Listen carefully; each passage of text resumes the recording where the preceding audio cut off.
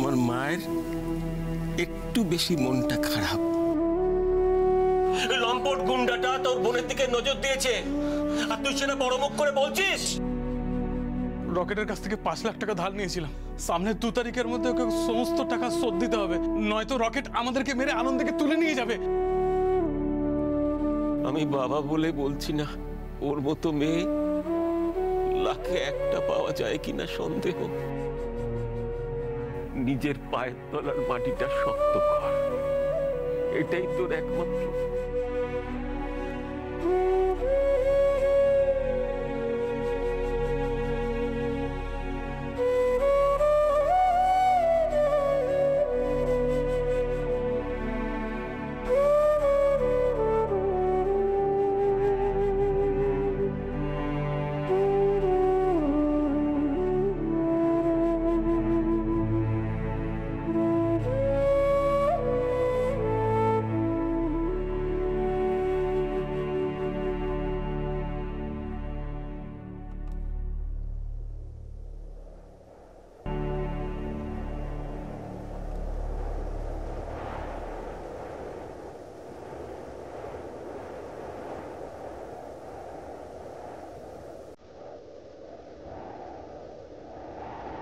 আমি সাবধানে যাব বাবা, দেখে রাস্তা পার হব, সময় মতো খেয়েও নেব।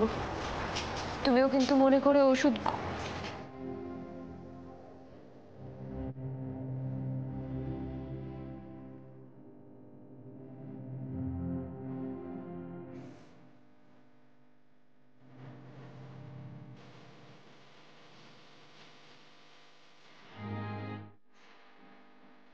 সময় লাগবে বাবা, মানতে তো সময় লাগবে। বলো যে তুমি আর নেই। আমি জানি তুমি একদম পছন্দ করো না সে আমি কাঁদি, আমার চোখে জল দেখলে তোমার কষ্ট হয়, আমি জানি। কিন্তু ও বাবা, পুজোর দিনে আবার একলা ফেলে চলে গেলে বলো? তুমি নেই, মা নেই, আমি তো অনাথ হয়ে গেলাম বাবা। তোমার অনু তো অনাথ হয়ে গেল।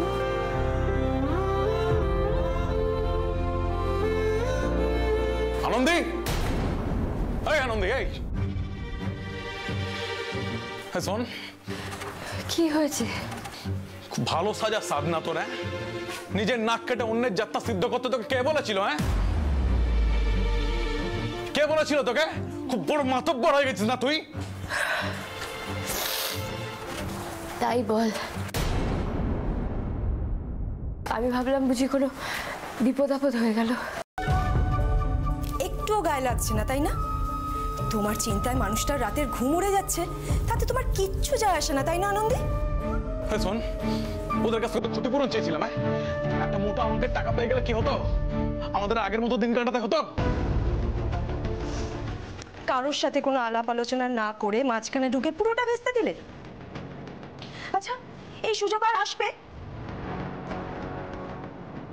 কি বলতো বৌদি, বাবার চলে যাওয়াটাই আমার কাছে এত বড় ক্ষতি,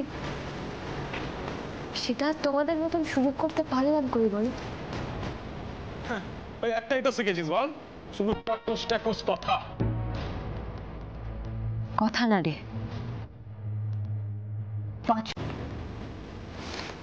যার যেমন দরকার হয়। কাউকে মিষ্টি তো কাউকে কড়া, আর সত্যি কথা তো কড়াই হয় বল। কালকে ওই মিডিয়ার সামনে আমি যা বলেছি সব সত্যি বলেছি রে। সত্যি সত্যি যেন তুমি একাই দেখতে পাও আনন্দী? তা আমাদের কি দেখার মতো চোখ নেই না বোঝার মতো মাথা নেই? শোনো, তুমি ওই কথাগুলো এই কারণে বলেছো, ওই ডাক্তারের সাথে তোমার ওই ইয়ে চলছে। ববি, চমকাচ্ছিস কাকে তুই? কাকে চমকাচ্ছিস? সত্যি কথা কেমন কড়া লাগে দেখ এবার, দেখ। দেখলো তো, সারা জীবন ধরে শুধু দেখেই গেল মানুষটা। তোরা তোরা মৃত্যুর আগের মুহূর্ত পর্যন্ত মানুষটাকে একটু শান্তি দিলি না। এমনকি যখন ওটির বেড়ে মানুষটা উঠতে যাচ্ছে তখনও তোরা বাড়ির দলিল নিয়ে এলি সই করাবি বলে। আর আমার বাবার মৃত্যুর পরেও তোরা সেই মৃত্যুটাকে নিয়ে ব্যবসা করছিস দাদা। ছিটো করবি না, একদম ছিটো করবি না।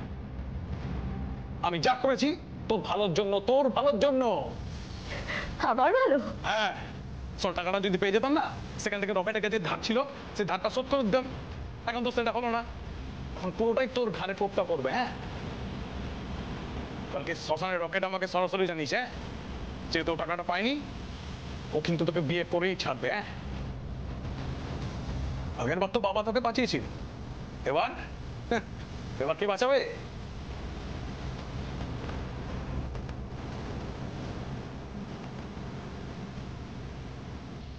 হ্যাঁ রে দাদা,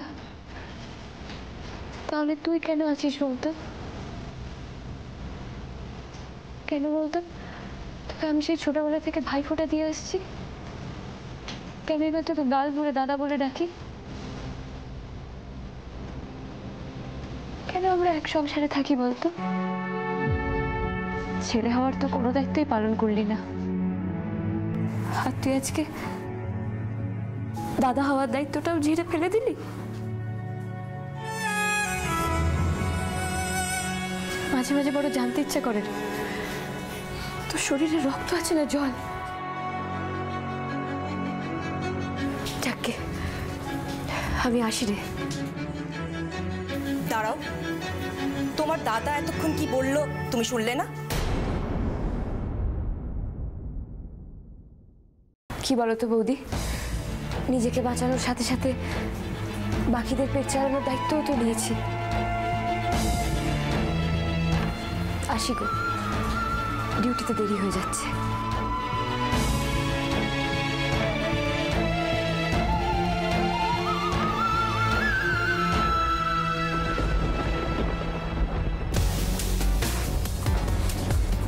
লেকচার, খালি বড় বড় লেকচার। হ্যাঁ, মেজাজ দেখলে?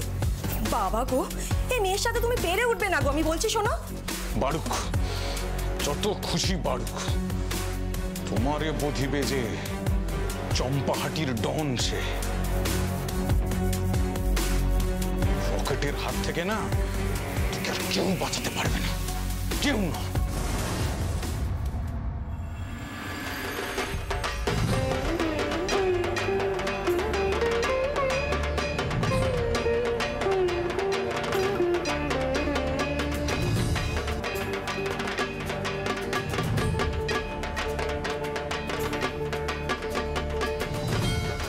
প্রথমে মায়ের হাতে অস্ত্র প্রদান, তারপর বোধনের পুজো শুরু হবে।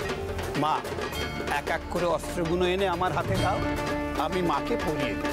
আচ্ছা ঠাকুর মশাই, আমি এক্ষুনি নিয়ে আসছি। বেশ।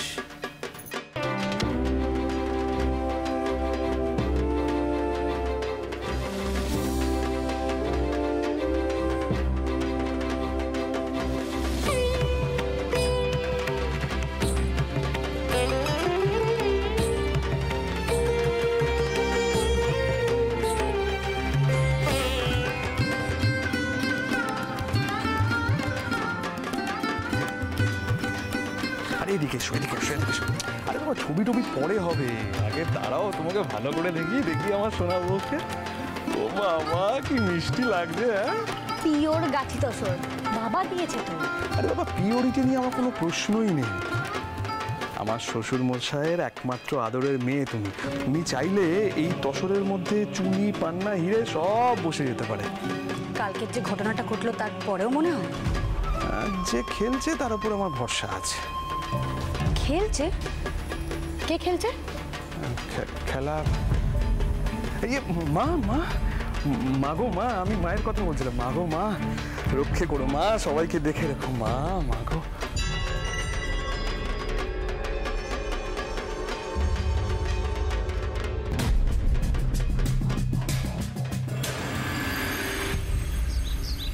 হে বাবা, এতটা দেরি হয়ে গেল, ঠিক সময় পৌঁছতে পারলে হয়।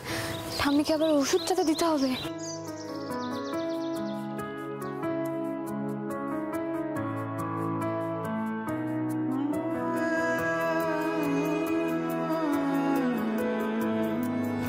কি বৌদি, ডিউটিতে চললে নাকি?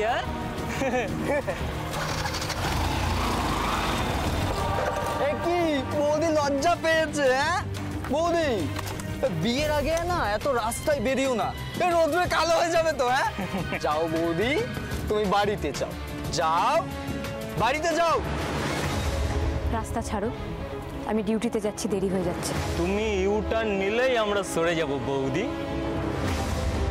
এখন পাড়া থেকে বেশি বেরোতে নেই বৌদি, কাল তোমার আর গুরুর বিয়ে।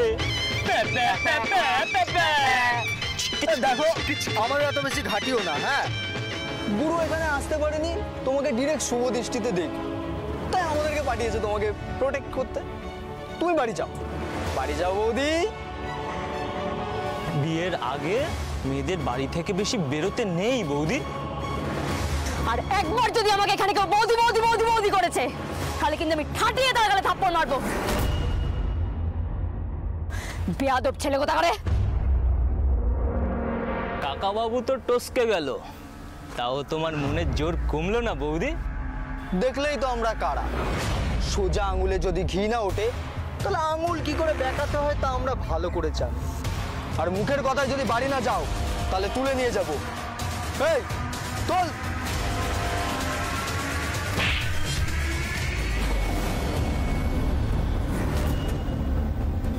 গায়ে হাত তুললি, দেখ এবার তোর কি করি।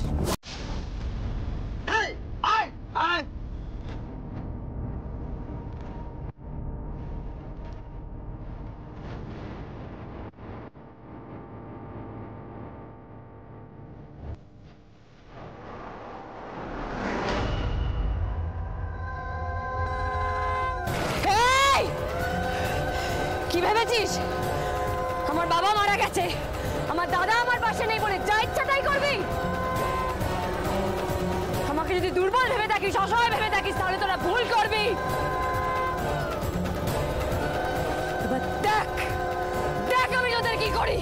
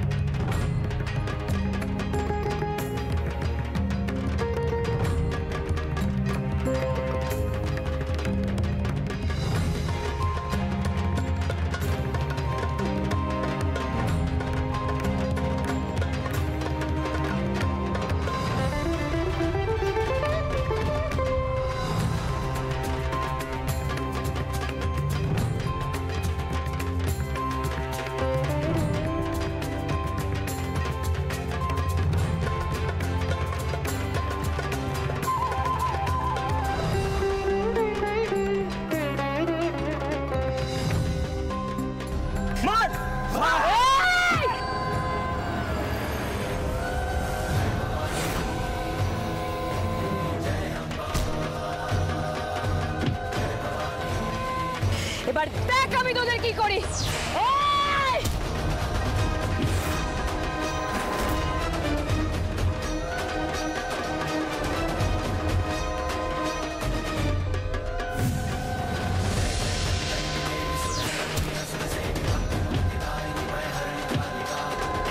রাস্তার কাবি আমার, রাস্তার কাবি, বল বল বল আমার রাস্তার কাবি, বল বল আমাকে কাঁদতে দিবি না, আমাকে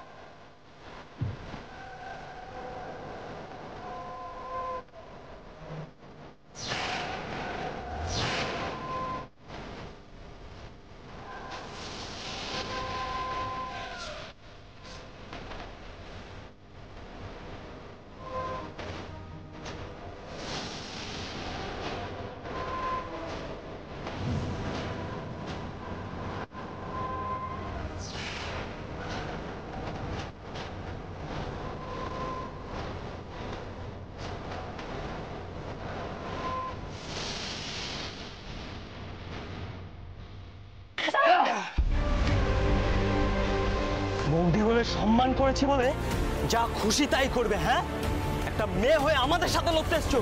আজ দেখাচ্ছি, আজ উচিত শিক্ষা দিয়ে ছাড়বো।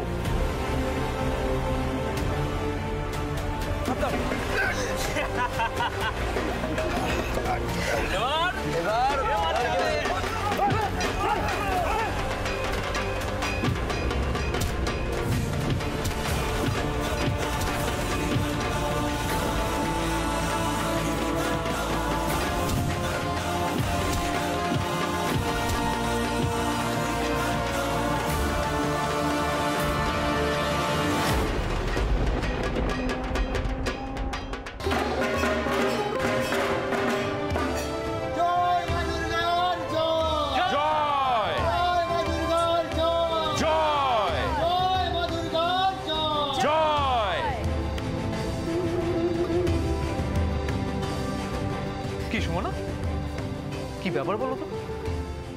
কলকাতার দ্য গ্রেট কার্ডিয়াক সার্জন আর আমাদের মেডিনেস্টের এক্স এমডিরা কোথায়? মায়ের বোধনের আগে যে দিদির বিসর্জন হয়ে গেল, কোনকে আসবে বাচ্চা? দিদির আর মেডিনেস্টের ম্যাডাম হওয়া হলো না। শুধু শুধু মাকে হিউমিলেশনটার মধ্যে টেনে নামালো। ওর কি দরকার ছিল বলো তো? শুধু দোষটা ছোটদার না, এখন আমার মাকে যদি কেউ বলে মেডিনেস্টের এমডি হতে, মাকে এত সহজে রাজি হবে? খেপেছিস বাবা? আমি অত সব কাঁচা কাজ করি না। আমি বাবা আমার হেসে নিয়ে দিব্যি আছি। এই ছোট ব্যাপারটা মাও বোঝে কাকিমুনি, কিন্তু দাদা বলেছে তো আদির কথা তো মা আবার ফেলতেই পারেন। এখনো সময় আছে, সূর্য নিতে হবে, না হলে সারাক্ষণই আদি আদি করতে থাকলে না মাকে আরো মানুষের কাছে হাত জোর করে দাঁড়াতে হবে। এটা আমি বলে রাখলাম।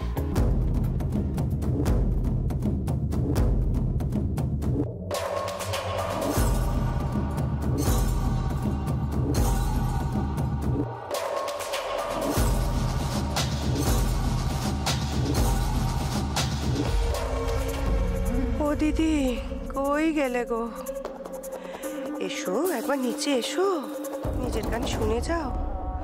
মা ছেলের কত সুখ্যাতি হচ্ছে এখানে। আজকের এই ঘটনার জন্য যদি সত্যিই কেউ দোষী হয়ে থাকে, তাহলে সেটা আমার কপাল। আমরা সবাই ডাক্তারদের ভগবান বানিয়ে দিই, কিন্তু দিনের শেষে তো তারাও রক্ত মাংসের মানুষ। কিন্তু আমার বাবার মৃত্যুর পিছনে যে ডক্টর আদিদেব লাহিড়ীর কোনো ত্রুটি নেই, সে ব্যাপারে আমি নিশ্চিত।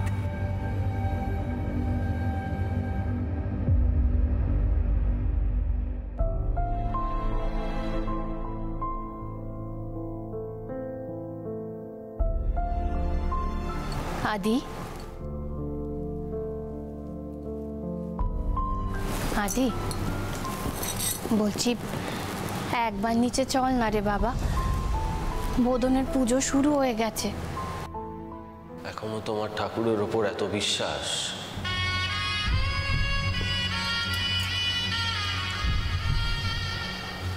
সত্যি যদি ঠাকুর থাকতো তাহলে কালকে তোমাকে ওই দিনটা দেখতে হতো না মা। আদি, পুজো আচ্চার দিনে এমন কথা মুখে আনতে নেই বাবা। সব সময় জানবি যা হয় তা কোনো কারণেই হয়। তাহলে যাও, তোমার ঠাকুরের কাছে গিয়ে জেনে এসো ঠিক কোন কারণের জন্য রাত দিন পুজো করার পরেও তুমি এই জাস্টিসটা পেলে। যাও, জিজ্ঞেস করে এসো। হ্যাঁ রে আদি, তোর মনে আছে তোর ছোটবেলায় একটা ছোট্ট সাদা বেড়াল তোর পায়ের কাছে গুড় গুড় গুড় গুড় করতো? তুই তাকে পুষলি, তাকে রোজ দুবেলা নিজে হাতে খাওয়াতিস, এমনকি তাকে দুধ না দিলে তুই দুধ পর্যন্ত খেতে চাইতিস না। একদিন তুম করে বেড়াল ছানাটা মরে গেল।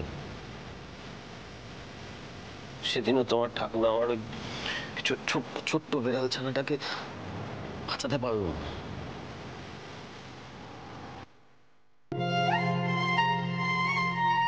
তুমি আবার আমাকে ওই ওই কথাটা মনে করিয়ে দিলে।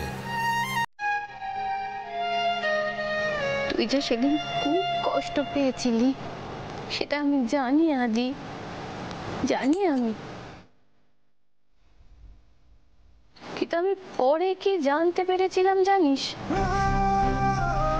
ওই যে বেড়াল চালাটা যতগুলো বাড়ি বোন ছিল, তার কি এক কঠিন অসুখে ভুগছিল। আর সবাই না খুব কষ্ট পেয়ে মারা গেছে জানিস। আমি কোনোদিন সে কথা তোকে বলিনি, তবে আজ বলছি। তোর যে বেড়াল চালা সে যতদিন তোর কাছে ছিল আদরে যত্নে দেখেছে। সে হয়তো অনেক তাড়াতাড়ি চলে গেছে, কিন্তু তার বাকি ভাই বোনেদের মতো তাকে তো কষ্ট পেতে হয়নি রে।